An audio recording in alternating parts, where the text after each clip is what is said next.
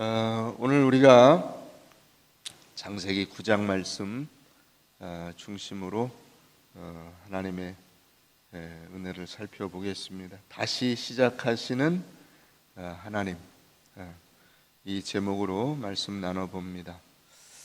이게 다시가 왜 들어갔을까 생각을 해보면, 오늘 우리가 읽은 이 본문 말씀이 어디선가 본 듯한, 그걸 좀 흔히 쓰는 말로 데자뷰라고 하는데, 어디선가 본 듯한 말씀이지 않습니까? 그렇죠? 어디서 본 것 같습니까? 예?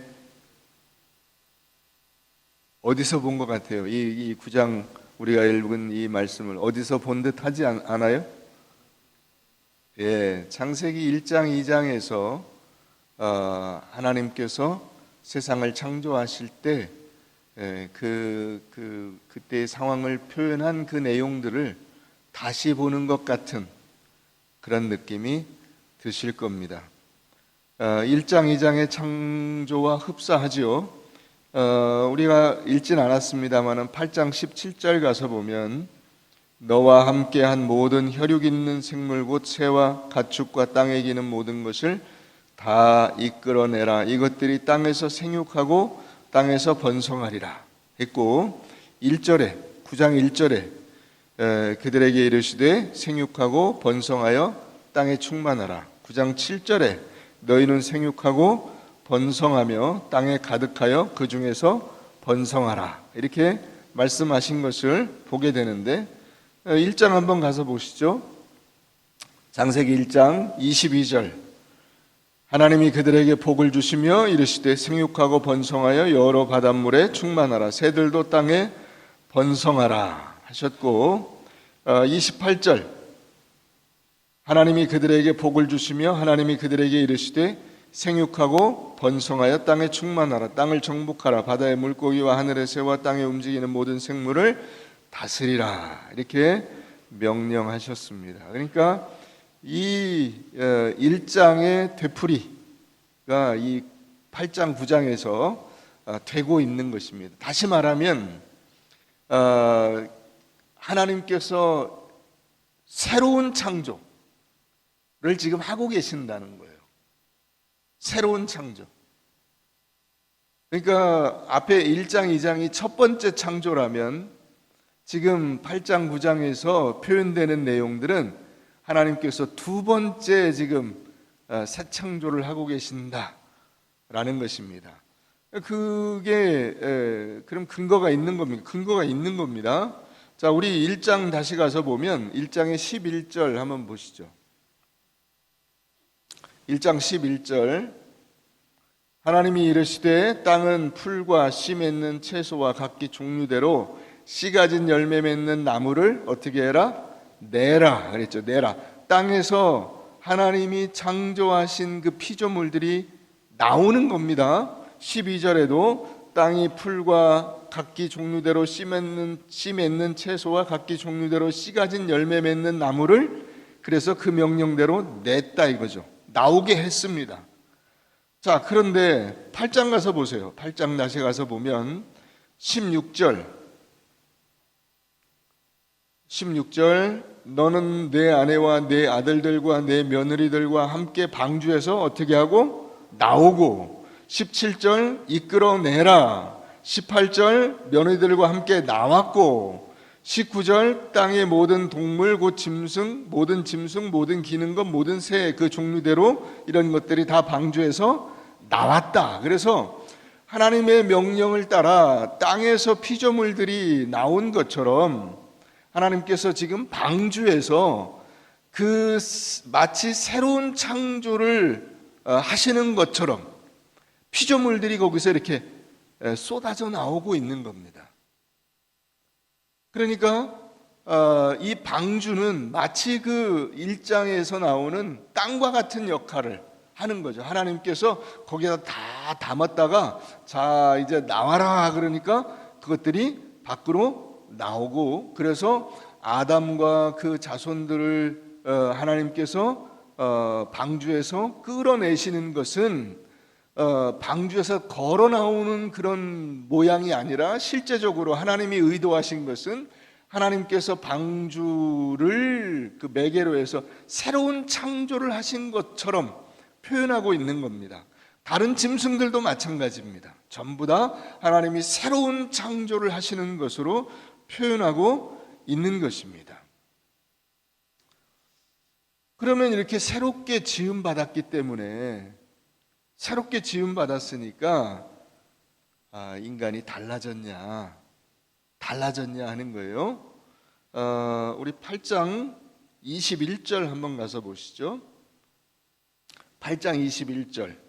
여호와께서 그 향기를 받으시고 그 중심에 이르시되 내가 다시는 사람으로 말미암아 땅을 저주하지 아니하리니 이는 사람의 마음이 계획하는 바가 어려서부터 악함이라 내가 전에 행한 것 같이 모든 생물을 다시 멸하지 아니하리니. 그러니까 여러분, 이 홍수 전과 홍수 후에 사람의 존재가 바뀌었습니까? 안 바뀌었습니까?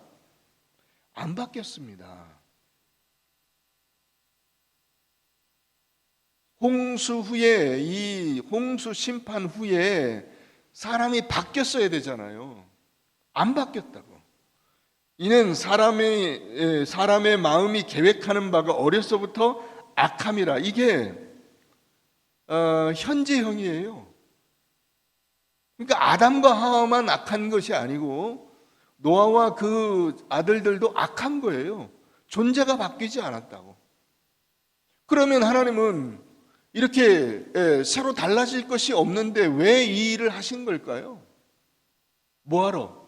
어렵게.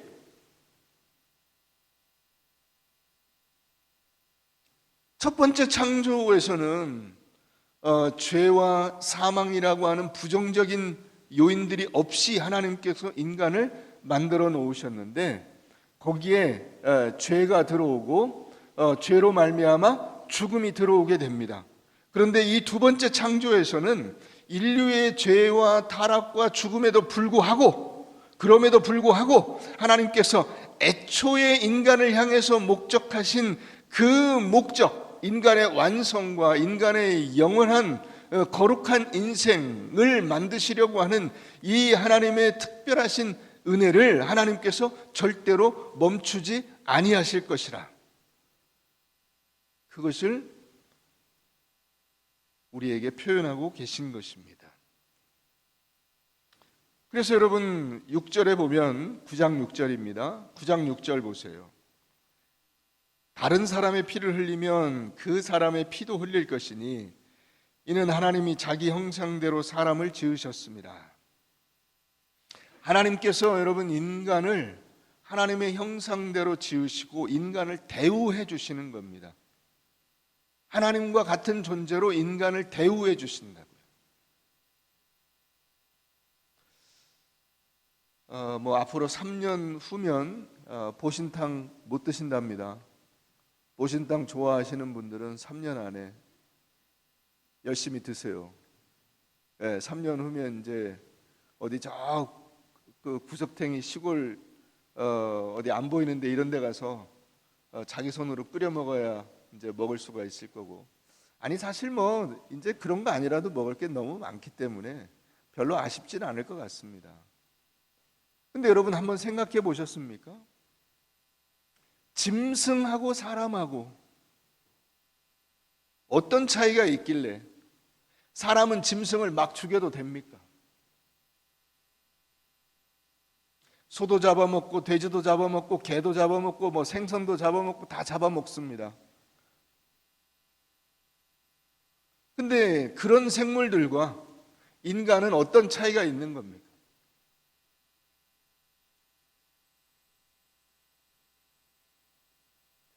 여러분 진화론이 얼토당토 않은 이유는 그런 것만 봐도 알 수가 있습니다. 똑같은 생물이라면 똑같이 그렇게 그 진화를 거쳐서 인간이 됐다면 여러분 그 과정에 있는 그 짐승들을 그렇게 함부로 죽일 권리가 있는 게 아닙니다. 인간이 그런 짐승들과 다른 것은 바로 이 때문입니다. 6절에 나오는 대로 하나님이 자기 형상대로 인간을 지으셨고 그 인간에게 하나님이 가지신 그 권한과 자격을 주신 겁니다. 그래서 인간은 마음대로 소도 죽이고 돼지도 죽이고 개도 죽이고 그런 것들을 잡아먹을 수 있는 자격을 부여받는 것입니다. 물론 그렇다고 해서 아무렇게나 죽여도 된다는 뜻은 아닙니다.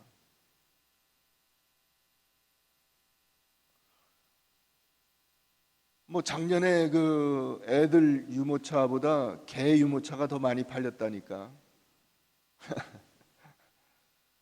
제가 이게 보면서 참 이게 실소를 금치 못하는 장면이 어떤 거냐면, 할머니가, 연세 많이 드신 그 할머니가 개 유모차를 끌고 거기에 나이 든 개를 태우고 가는 거를 보면 참 아이러니합니다. 이게 누가 누구를 위하면서 살아가는 것인지 모르겠어요. 여러분, 어쨌든 인간이 죄인임에도 불구하고 하나님께서 하나님의 형상으로 지음받은 자기의 자녀로 우리를 대우하시고, 그렇게 지음받은 하나님의 자녀는 죄로 인한 실패에도 불구하고 죽음의 저주가 있음에도 불구하고 하나님께서 절대로 이 인간을 놓지 않으시고 끝까지, 아니 그렇기 때문에 끝까지 그를 구원해서 그에게 하나님께서 약속하신 그 약속의 은혜를 베풀어 주실 것이라, 최종적인 완성을 만들어 내실 것이라 하는 것을 이 노아의 홍수 이후에 일어나는 이 사건을 통해서 우리가 확인하게 되는 것입니다. 여러분, 그런 점에서 오늘 우리가 읽은 이 본문에서 가장 중요한 단어가 있습니다.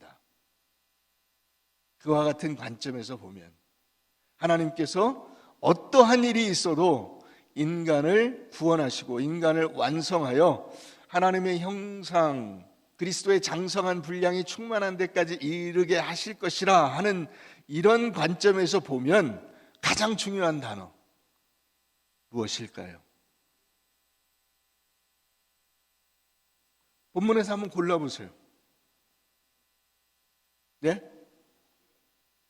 다시는, 어차피 틀릴 거기 때문에 마음 놓고 질러보세요. 괜찮아. 다시는, 좋습니다. 아주 좋은 시도예요. 정답은 아닙니다. 그렇습니다. 언약입니다. 언약입니다. 자, 9절에 보면 내가 내 언약을 너희와 너희 후손과 너희와 함께한 모든 생물 곧 너희와 함께한 새, 가축, 땅의 모든 생물에게 세우리니 방주에서 나온 모든 것 곧 땅의 모든 짐승에게니라. 내가 너희와 언약을 세우리니 다시는 모든 생물을 홍수로 멸하지 아니할 것이다. 12절에 영원히 세우는 언약의 증거다. 13절에 나와 세상 사이에 언약의 증거다. 15절에 모든 생물 사이에 내 언약을 기억할 것이다. 16절에 모든 생물 사이에 영원한 언약을 기억할 것이다. 17절에 언약의 증거가 이것이다. 언약이 도대체 몇 번 나오는 거예요? 7번이 나옵니다. 언약이라는 단어가. 그러니까 여러분, 이게 엄청나게 강조되고 있다는 것을 아시겠죠? 여러분, 이 언약이란 단어는 번역을 언약이라고 한 것인데 원래 단어는 계약입니다. 계약은 어떤 거죠? 계약은 한 상대방과 다른 상대방이 각각의 책임과 권한을 규정해서 각자가 그 이행해야 될 책임이 있고 그 책임에 따른 권한을 거기에 규정한 겁니다. 그게 계약입니다. 그래서 상대방이 계약을 어기면 나도 거기에 대해서, 그 계약을 어긴 것에 대해서 그 사람에게 벌칙을 부과할 수 있게 되어 있습니다. 그게 하나님과 인간 사이에서도 동일합니다. 그런데 여러분, 실제로는 겉에 형식은 그렇게 되어 있지만 형식은 이게 이제 그 한자를 써서 쌍무적인 조건이다 이렇게 말해요. 쌍무, 서로 양쪽 상대방이 같이 상대방에게 의무를 부과하고 그 의무에 대한 실천을 강제한다는 점에서 쌍무적인 계약이에요. 그런데 실제로는 쌍무적이지 않습니다. 실제로는 누가 일방적으로 이 계약을 이행합니까? 하나님이 이 계약을 이행합니다. 이를테면 여러분들이 여러분들의 자녀와 약속을 하는 겁니다. 어린애하고 여러분들이 같이 약속을 하는 거야. 너 이번에 성적을 뭐 한 등 올리면 10등 올리면 엄마 아빠가 네가 원하는 대로 다 해줄게. 그러면 얼핏 보면 이 계약이 그 서로 상대방에게 이렇게 자기 의무와 책임을 다하는 것처럼 보입니다. 그러나 여러분 실제로는 아이가 부모에게 해줄 수 있는 게 뭐가 있어요? 뭐 있어요? 돈을 벌어다 줘요. 뭐 무슨 집을 고쳐요. 무슨 뭐 차를 사와요. 뭘 해요? 아무것도 없습니다. 아무것도 없습니다. 걔는 엄마 아빠가 주는 밥 먹고 엄마 아빠가 산 그 집에서 거기서 그냥 마음 놓고 놀고 자기 하고 싶은 거 하는 겁니다. 그런데 형식은 어떻게 돼 있어요? 둘이 계약을 맺은 것처럼 돼 있습니다. 그게 여러분 하나님과 인간이 맺은 계약이라는 겁니다. 이 언약이라는 것이 그런 것입니다. 여러분 이 창세기가 창세기, 출애굽기, 레위기, 민수기, 신명기 이렇게 5개의 책 이걸 다 일컬어서 뭐라고 한다고 했죠? 모세오경. 그러니까 여러분 모세가 이걸 썼다면 이걸 어느 걸 제일 먼저 썼을 것 같습니까? 그 중에 창세기, 출애굽기, 레위기, 민수기, 신명기 중에 어느 걸 제일 먼저 썼을 것 같아요? 네? 모세가 썼으니까 출애굽기를 제일 먼저 썼겠죠. 자기들이 그 애굽에서 어떻게 나왔는가 하는 것을 맨 먼저 썼겠죠. 그거는 그들이 실제로 지금 겪은 이야기니까요. 그래서 이제 광야로 나와서 의문이 생기는 거예요. 도대체 우리는 누구고 하나님은 누구시고 저 애굽 백성은 뭔데? 저 애굽 백성들은 하나님께서 짓밟으시고 그들은 멸하시고 그들은 홍해에다가 던져버려서 다 죽게 만드시고 우리는 살려내시고 우리에게 이 약속의 말씀을 주시고 이 말씀을 지키라고 하시고 도대체 우리는 누구며 하나님은 누구신가? 그래서 창세기를 쓰게 되는 겁니다. 그래서 너희가 어디서부터 왔는가를 하나님께서 이렇게 알려주신다. 하나님이 친히 너희를 만드시고 너희 조상들을 선택하시고 그들을 은혜로 구원하시고 그들에게 약속하시고 그 약속을 이루시기 위해서 오늘 너희가 애굽에서 구원을 받은 것이다. 이걸 알려주시는 겁니다. 출애굽기 2장 한번 가서 보시죠. 출애굽기 2장.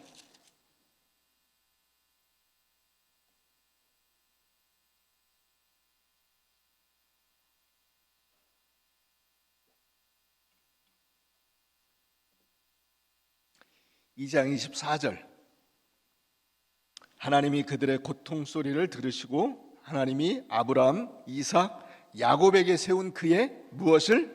언약을 기억하셔. 하나님께서 아브라함에게 언약하시고 계약을 맺으셨어요. 어떻게? 내가 이 땅을 내게 주마.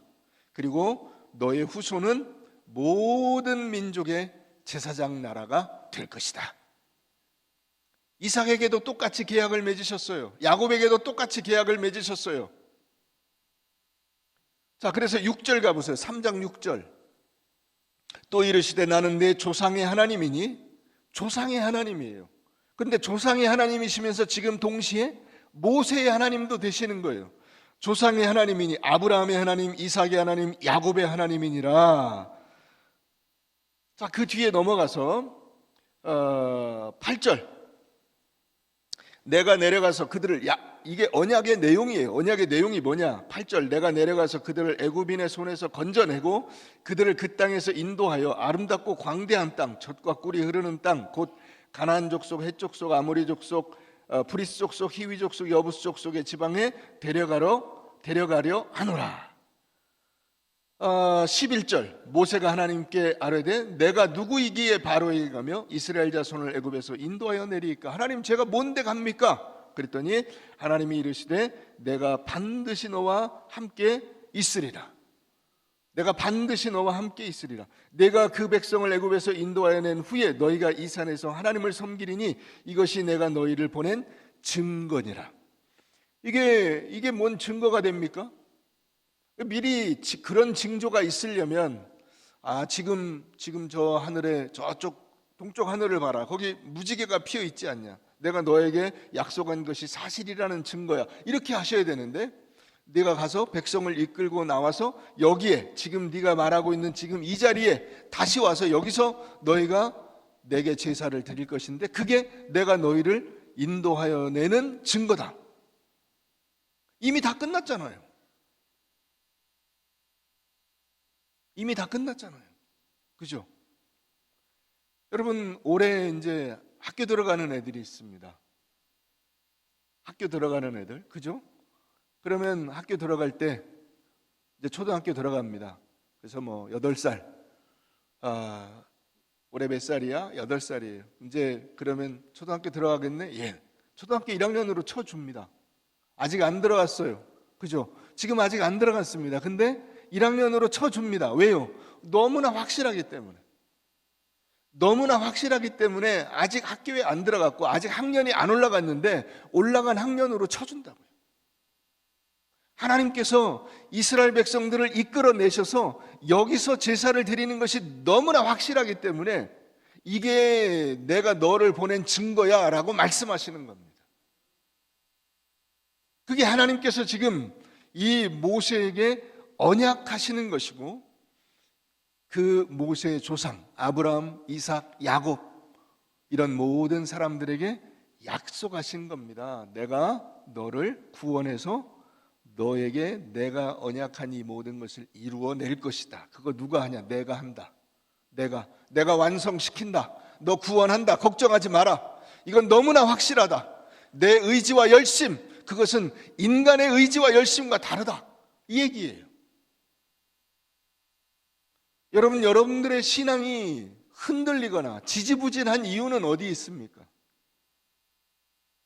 자기 자신에게 신앙의 근거를 두고 있기 때문에 그렇습니다.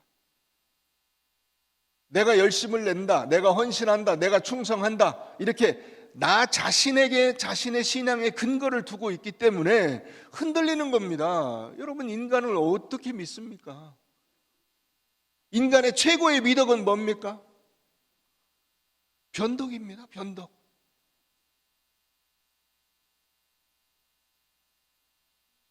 내 마음대로 하는 겁니다.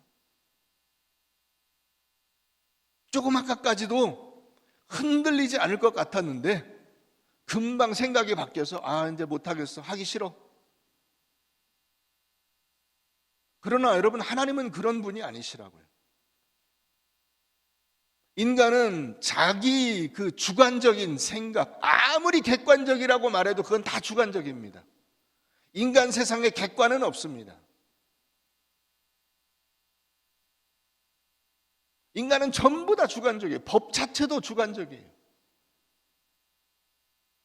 그러나 하나님은 그런 하나님이 아니시라고요. 즉흥적이거나 감정적이거나 주관적이 아니십니다. 그래서 이 계약서를 직접 쓰셔가지고 우리에게 주신 겁니다. 내가 너희를 이끌고 너희를 내가 원하는 그 목적지로 이끄는 것이 그저 즉흥적이거나 감정적이거나 아무렇게나 내 마음대로 하는 것이 아니라 내가 너희에게 약속한 그 계약서대로 하는 거야 라는 것을 분명하게 보여주시기 위해서 인류 역사 내내 이 말씀에 근거해서 하나님께서 우리를 이끌어 가시는 겁니다. 그러니까 여러분, 여러분들이 매일같이 바이블 라이프를 묵상하고 하나님의 말씀을 읽고 열심으로 그 말씀을 실천하며 살아가는 것이 얼마나 중요한가 하는 것을 아셔야 돼요. 순간순간 여러분들의 판단과 주관에 의해서 여러분들의 신앙을 아무렇게나 해서는 안 되는 거예요.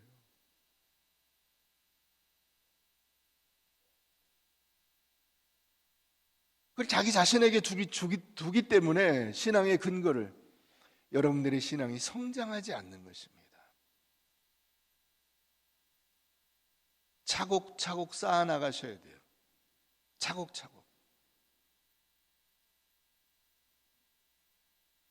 인간이 살 수 있는 방법은 하나님의 은혜밖에는 없습니다. 이 언약이라는 단어는 우리가 다른 말로 바꾸면 이렇게 바꿀 수 있습니다. 작정, 하나님의 작정입니다. 하나님이 우리를 위해서 계획하신 것을 이행하시기로 하나님께서 계획을 세우시고 그것을 이끌어 가시는 겁니다. 그게 언약입니다. 여러분들이 자녀를 키우는 것처럼, 내가 이 자녀를 어떻게 키워야 되겠다 계획하고 그 자녀를 위해서 준비하는 것처럼 하나님께서 여러분들을 그보다 훨씬 더 치밀하고 명확하게 여러분들이 상상할 수 없는 그 목적지로 이끌어 가시는 겁니다. 그게 하나님의 작정입니다. 하나님께서 이 2024년도에 여러분들을 위해서 크고 놀라운 일을 작정하셨음을 믿으시기 바랍니다. 그게 우리 인생의 가장 큰 기쁨이요 자랑입니다. 이 2024년도가 나의 결심이나 나의 열심이나 나의 헌신이나 나의 충성에 달려있지 않다 하는 것이 얼마나 감사한지 아시겠습니까? 여러분, 새해 결심을 세우셨나요? 뭔가? 내가 새해에는 이런 걸 해보리라. 어느 설문조사에 보니까 미국 같은 경우에 미국 사람의 3분의 1 정도가 새해 뭔가 새로운 결심을 했대요. 그런데 그 새해 결심을 한 3분의 1 정도의 사람 중에서 3분의 1이 채 안 되는 사람, 그러니까 전체로 따지면 10분의 1도 안 되는 사람만이 그 결심을 실천하기 시작한다는 겁니다. 그러니까 나머지 90%가 넘는 사람들은 결심도 안 세우거나 아니면 결심을 했다 하더라도 그냥 그건 결심으로 끝나고 시도조차 안 해보는 겁니다. 새로운 삶을 살겠다 시도조차 안 해보는 겁니다. 그러나 시도했다고 해서 이루어질 수 있습니까? 시도해도 그것을 이루는 것은 또 별개의 문제입니다. 그러나 하나님은 그러시지 않습니다. 하나님은 우리 인생을 만드신 분입니다. 온 세상을 움직여 가시는 분입니다. 그분에게 모든 주권과 통치가 있습니다. 그분이 보좌에 앉으셔서 계획하시고 뜻하시고 이루시는 것들은 한치의 오차와 빈틈이 없습니다. 그러면 어떻게 될 것 같습니까? 우리의 도모와 우리의 계획은 다 실패하지만은 하나님의 계획과 하나님의 뜻은 반드시 이루어지는 것입니다. 근데 하나님이 그것을 이 창세기 9장에서 7번이나 확인하면서 언약, 심지어는 그 언약의 증거, 담보물까지도 하나님께서 제시하시면서 내가 반드시 이룰 것이라고 말씀하고 계시는 겁니다. 여러분, 그러니 우리의 인생이 얼마나 감사하고 든든합니까? 얼마나 든든합니까? 하나님이 내 인생을 주관하고 계신다는 것이 얼마나 자랑스럽습니까? 우리는 실패할 수밖에 없지만 하나님께서 내 인생을 주관하셔서 반드시 승리케 하신다는 것입니다.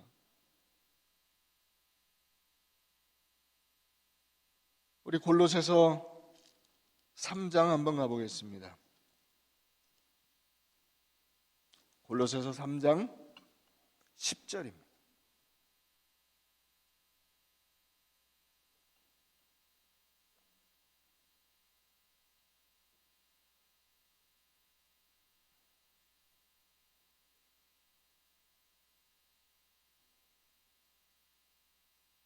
다 같이 읽겠습니다. 시작. 새 사람을 입었으니 이는 자기를 창조하신 이의 형상을 따라 지식에까지 새롭게 하심을 입은 자니라. 여러분들은 새 사람인 줄 믿으십니까? 아멘. 우린 새 사람입니다. 하나님께서 우리를 새롭게 창조하셨습니다. 예수 그리스도를 통해서 우리를 모든 죄와 사망에서 건져내시고 하나님의 은혜와 사랑에 근거한 새 삶을 살도록 우리를 지어내셨습니다. 그러니까 이제 우리가 어떻게 살아야 되느냐? 자기를 창조하신 이의 형상을 따라, 하나님의 형상을 따라 지식에까지 새롭게 하심을 입은 자. 이건 뭘 배우라는 뜻이 아닙니다. 아는 대로 실천하라는 뜻입니다. 아는 대로 실천해라.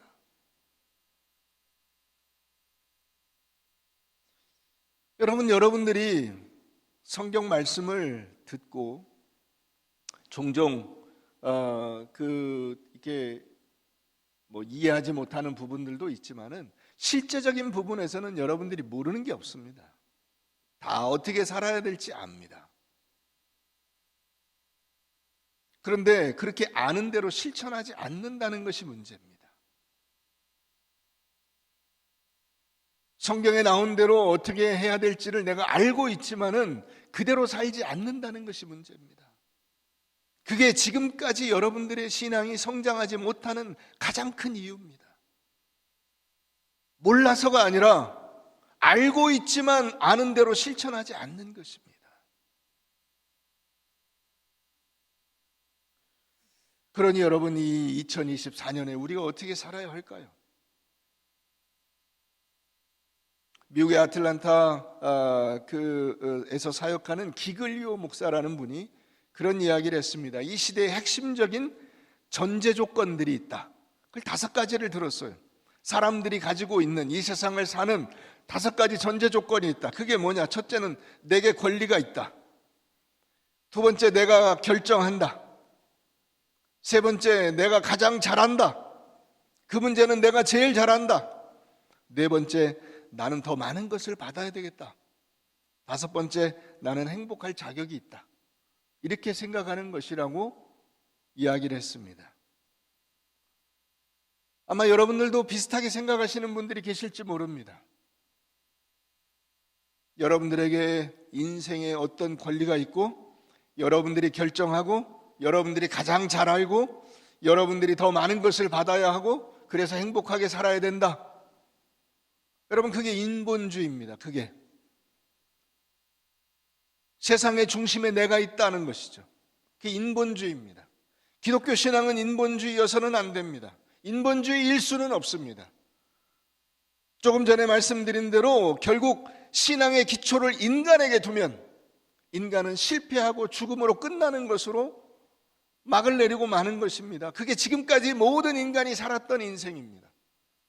하나님께서 그것을 이제 바꾸시려고 하는 겁니다. 그렇게 살아서는 안 된다. 홍수 이전에 인간들이 살았던 것처럼 죽음으로 끝나는 인생이어서는 안 된다. 생육하고 번성해라. 내가 그것을 보장한다. 너희는 나를 붙들고 살아라. 그게 하나님께서 우리에게 주시는 요청이요, 부탁이요, 명령입니다.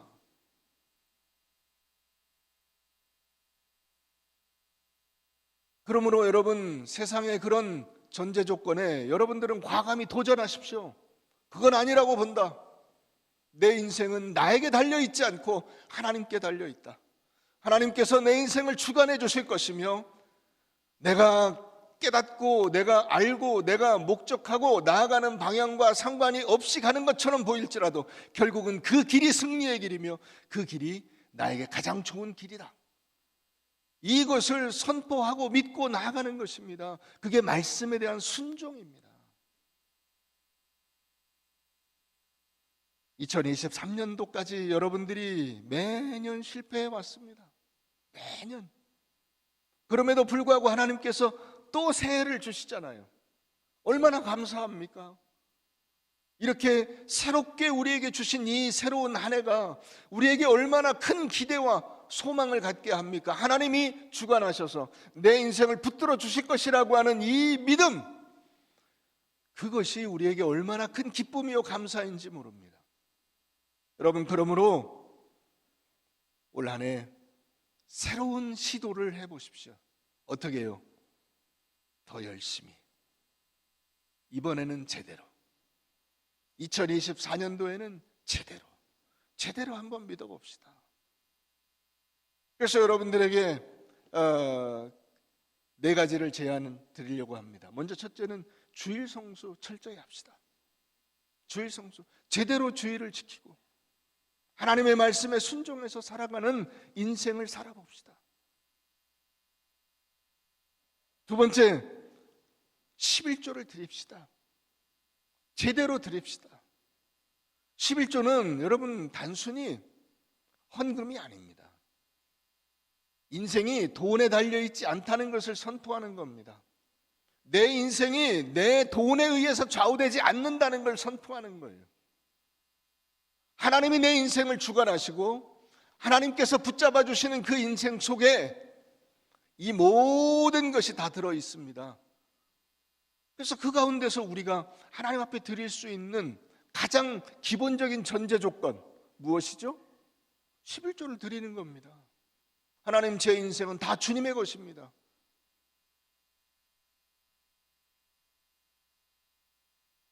세 번째, 성도의 교제. 여러분, 매주 오셔서 다른 사람들하고 눈도 안 마주치고 왔다가 가시면 1년 내내 교회 다녀도 소용이 없습니다. 오늘부터는 여러분 오셔서 하루에 적어도 이 주일날 3명하고는 인사를 나누세요. 3명. 많이 바라지도 않습니다. 3명. 여러분들 주위에 있는 3명. 누구든 좋습니다. 아유, 별일 없으셨어요? 안녕하셨죠? 아, 얼굴 좋아 보이십니다. 아, 오늘 머리가 특이하시네요. 예, 드라이가 잘 안 됐습니다. 그러고 가는 거예요. 얼마나 감사합니까?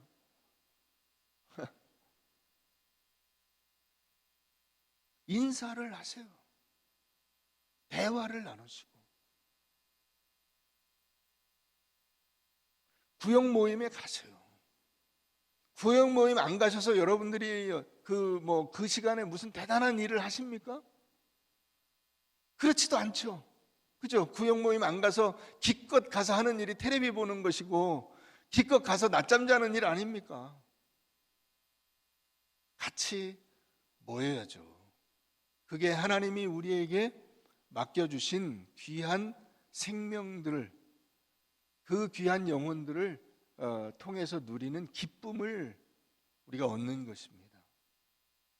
그게 교회 공동체를 만들어가는 것입니다. 그게 하나님께서 우리에게 명령하신 겁니다. 언약의 내용의 일부입니다.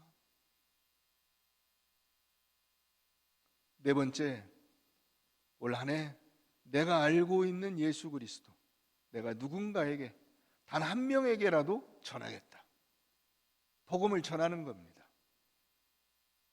올해 이제 이 부활절을 또 기점으로 해서 계속 블레싱 데이를 할 겁니다. 여러분들이 참여하든 안 하든 할 겁니다. 계속 할 겁니다. 왜요? 우리가 해야 할 일이기 때문에 그렇습니다.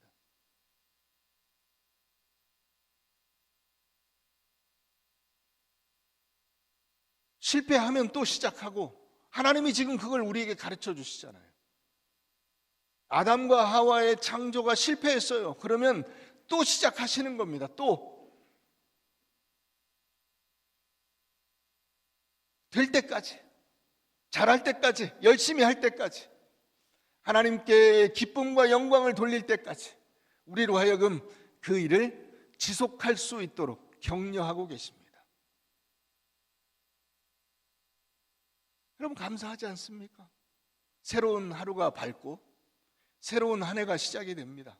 이것은 하나님께서 우리에게 새로운 기회를 주시는 겁니다. 아, 어제까지 하다가 안 됐던 거 내가 오늘 다시 한번 더 해보리라. 더 열심히 연습하리라. 최선을 다해 하나님 앞에 영광을 돌리리라. 하나님께 칭찬받는 자리에까지 중단 없이 전진해서 결국 하나님의 창조의 목적에 합당한 그 자리에 서는 여러분들 모두가 되시기를 주의 이름으로 축원합니다.